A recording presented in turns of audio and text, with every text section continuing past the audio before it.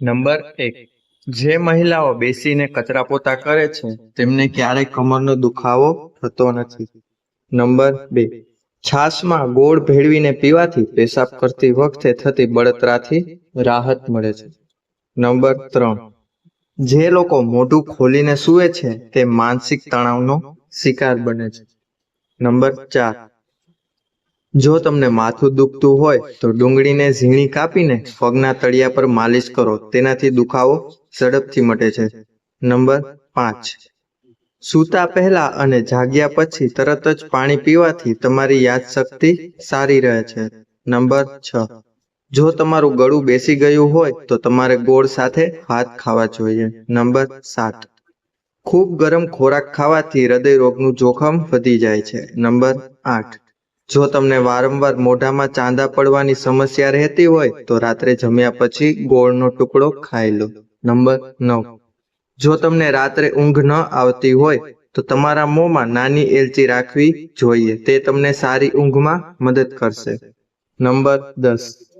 રાત્રે સૂતી વખતે પગ નીચે ઓશીકું રાખવાથી કમરના દુખાવાથી છુટકારો મેળવી શકાય છે. નંબર 11. જો તમે ઈચ્છો છો કે તમારી કિડની હંમેશા સ્વસ્થ રહે તો રાત્રે પેશાબ કર્યા પછી જ સૂવું જોઈએ. નંબર 12. જો તમારા વાળ ખરવા લાગ્યા હોય તો બાફેલા ચોખાના પાણીથી માથું ધોઈ લો, તેનાથી તમારા વાળ ખરતા બંધ થઈ જશે. નંબર 13. પનીર ખાવાથી આપણી યાદશક્તિ તેજ થાય છે. પનીરમાં જોવા મળતા વિટામિન બી યાદશક્તિ વધારે છે. નંબર 14. અડધી ચમચી કાચું જીરું આખી રાત પાણીમાં પલાળીને સવારે ખાલી પેટ પીવો, તેનાથી એસિડિટીની સમસ્યા દૂર થશે. નંબર 15. સવારે વાસી મોઢે લસણનું સેવન કરવાથી દાંતના રોગો અને સાંધાના દુખાવામાં આરામ મળે છે. નંબર 16. જો તમે કિડનીની પથરીથી બચવા માંગતા હો તો તમારે નિયમિત રીતે તરબૂચનું સેવન કરવું જોઈએ. નંબર 17.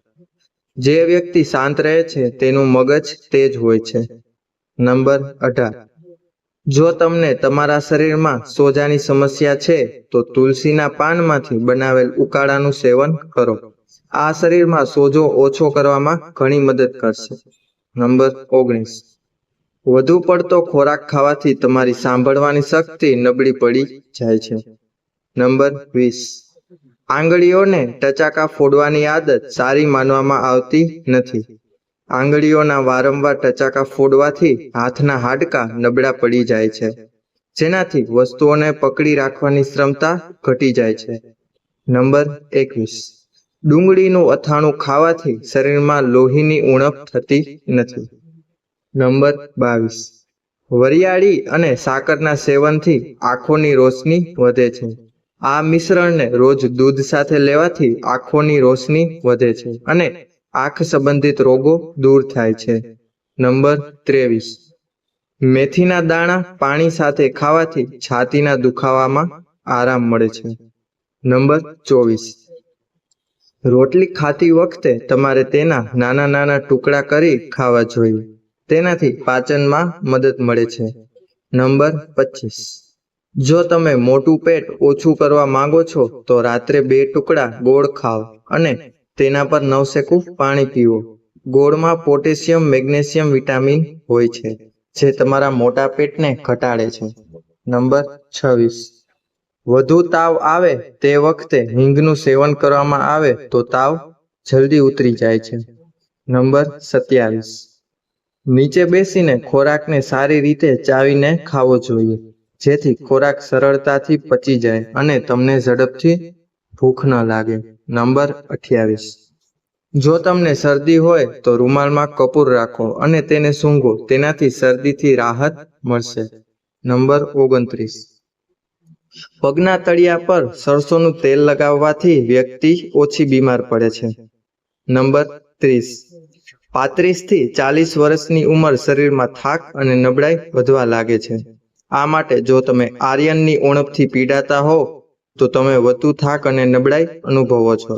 આયર્ન આપણા શરીરના કોષોને ઓક્સિજન પહોંચાડવાનું કામ કરે છે. જેના કારણે થાક અને નબળાઈ સતત રહે છે. તેથી પાલક, બીટરૂટ, દાડમ, કઠોળ, વટાણા અને શક્કરિયા જેવી આયર્નથી ભરપૂર વસ્તુઓને આહારમાં સામેલ કરવી જોઈએ. નંબર 31. ગાજર ખાવાથી આંખોની રોશની વધે છે. નંબર 32. જો ચહેરા પર પિમ્પલ્સ હોય તો બરફના ટુકડાથી મસાજ કરો. નંબર 33. રોટલીને દૂધમાં પલાળીને ખાવાથી શરીરની બીમારી દૂર થઈ જાય છે. નંબર 34. શક્કરિયા ખાવા આપણા સ્વાસ્થ્ય માટે ખૂબ જ ફાયદાકારક છે.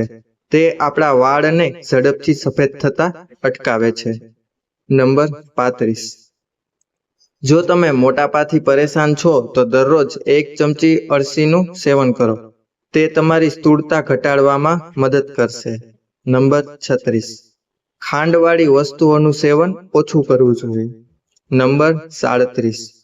સવારનો નાસ્તો સવારે 7 થી 9 વાગ્યા સુધી કરી લેવો જોઈએ. તેનાથી મગજ સક્રિય રહેશે અને શરીરમાં એનર્જી રહેશે. નંબર 38.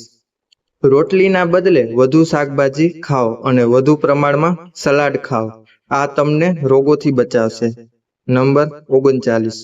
જો તમે સવારે કોફી અને ચાને બદલે એક સફરજન ખાશો તો તમે હંમેશા સ્વસ્થ રહેશો.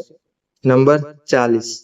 જો તમે કાયમ યુવાન રહેવા માંગતા હોવ તો ગાયના દૂધમાં ઈસબગુલની છાલ મિક્સ કરીને પીવો.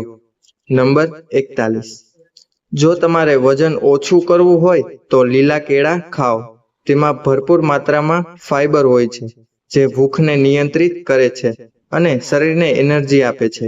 લીલા કેળામાં ઓછી કેલેરી હોય છે જે વજનને નિયંત્રિત કરવામાં મદદ કરે છે. નંબર 42. લવિંગમાં એન્ટીબેક્ટેરિયલ ગુણ જોવા મળે છે. દરરોજ ખાલી પેટે એક લવિંગ ચાવવાથી દાંત અને પેઢાની સમસ્યાઓથી છુટકારો મળે છે. જો આ વિડીયો મિત્રો તમને પસંદ આવ્યો હોય તો વિડીયોને લાઈક કરજો, ચેનલને સબસ્ક્રાઇબ કરજો અને બાજુમાં આપેલા બેલ આઇકનને પ્રેસ કરીને ઓલ ઉપર સિલેક્ટ કરી લેજો, જેથી તમને વિડીયોની નોટિફિકેશન સૌથી પહેલા મળતી રહે. તો મિત્રો, નવા વિડીયોમાં મળીશું. ત્યાં સુધી જય શ્રી કૃષ્ણ. આભાર.